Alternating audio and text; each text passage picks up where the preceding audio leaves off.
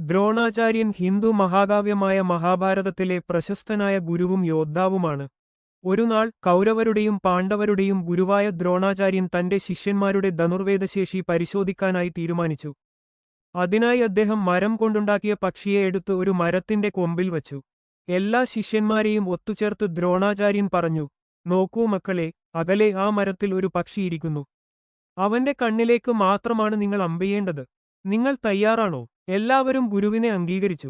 ആദ്യം പാണ്ഡവരിൽ മൂത്ത മകനായ യുധിഷ്ഠിരനെയാണ് ദ്രോണാചാര്യൻ വിളിച്ചത്.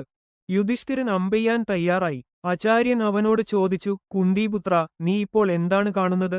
യുധിഷ്ഠിരൻ നിഷ്കളങ്കമായി മറുപടി പറഞ്ഞു, ഗുരുവേ, ഞാൻ ഗുരുവിനെയും ആ മരത്തെയും എന്റെ ചുറ്റുമുള്ള ആളുകളെയും ആ പക്ഷിയെയും കാണുന്നു.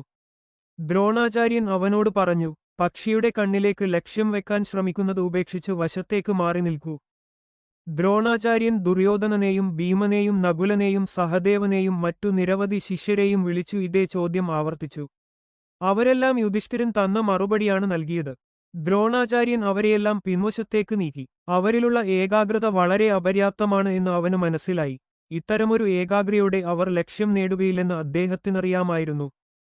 അവസാനമായി അർജുനനെയാണ് വിളിച്ചത്. അർജുനൻ ഏകാഗ്രയോടെ അമ്പെയ്യാൻ തയ്യാറായി നിന്നു. അപ്പോൾ ഗുരു ദ്രോണാചാര്യൻ അവനോട് ചോദിച്ചു, ഹേ അർജുനെ, നീ എന്താണ് കാണുന്നത്?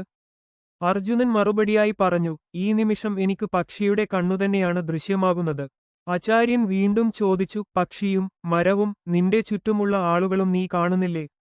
അർജുനൻ നിഷേധത്തിൽ പറഞ്ഞു, ഇല്ല, എനിക്ക് പക്ഷിയുടെ കണ്ണിനപ്പുറം മറ്റൊന്നും കാണാനില്ല.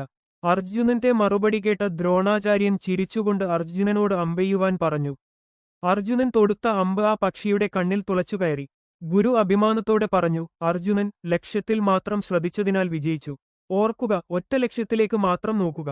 പിന്നിലുള്ള എല്ലാ കാര്യങ്ങളും മറക്കുക. അങ്ങനെ ചെയ്താൽ നിങ്ങൾക്ക് വിജയം ലഭിക്കും. മറ്റു കുട്ടികൾ അത്ഭുതത്തോടെ നോക്കി. ചിലർ അതിൽ പ്രചോദനം കണ്ടെത്തി. ചിലർക്ക് അല്പം അസൂയയായി. അർജുനൻ ആദരപൂർവ്വം തലകുനിച്ചു.